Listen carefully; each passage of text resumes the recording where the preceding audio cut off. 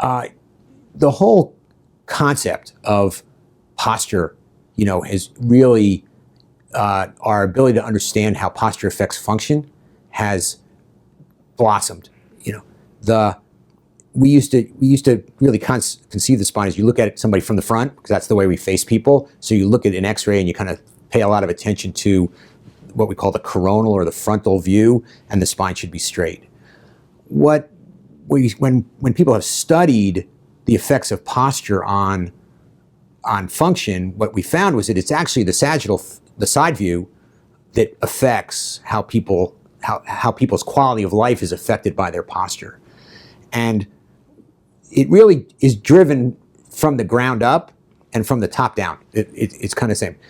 On some level, in order to function, in order for people to do what they want to do, you have to be able to see forward, right? You have to have a horizontal gaze, right? And you have to be able to hold your hands in space to manipulate tools.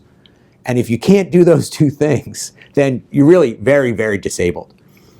So the overall goal, the first goal of posture is to get your head above your pelvis, right? You need to stand up straight so that when you stand up, your head is kind of right above your sacrum.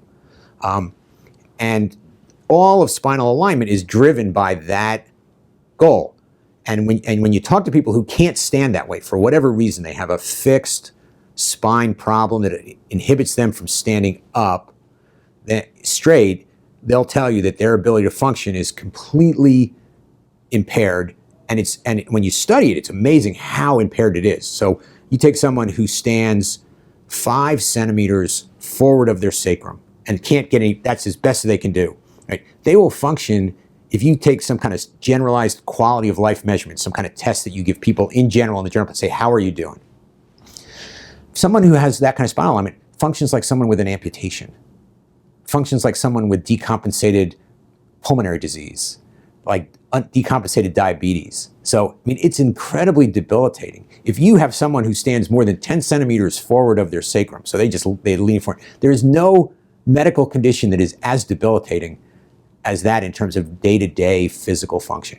It's an incredible function. And so what you find when you study this is that the whole thing starts in the way you want your head above your pelvis, but how do you get there, right? You get there by balancing the curves of your spine. So we all have, our spine is made such that our cervical spine has a curve to the front, so we keep our head up.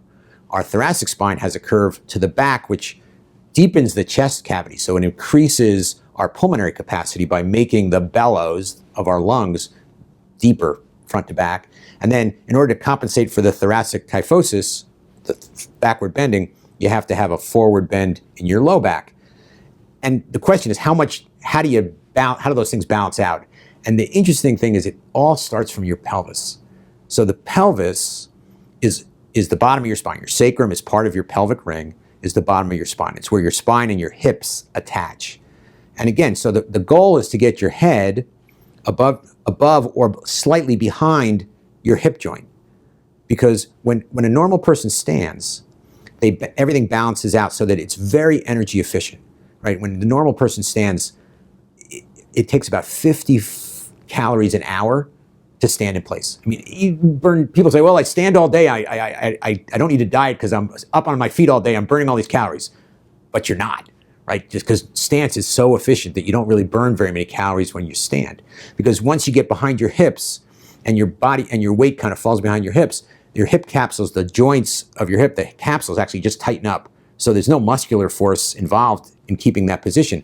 But once you're in front of your hip, now all your muscles in the back of your thigh, in the back of your gluteal muscles, in your buttocks, in your back, have to now pull you backwards to keep you from collapsing forward. So now these muscles are firing continuously, and it becomes very, very energy intensive just to stay on your feet.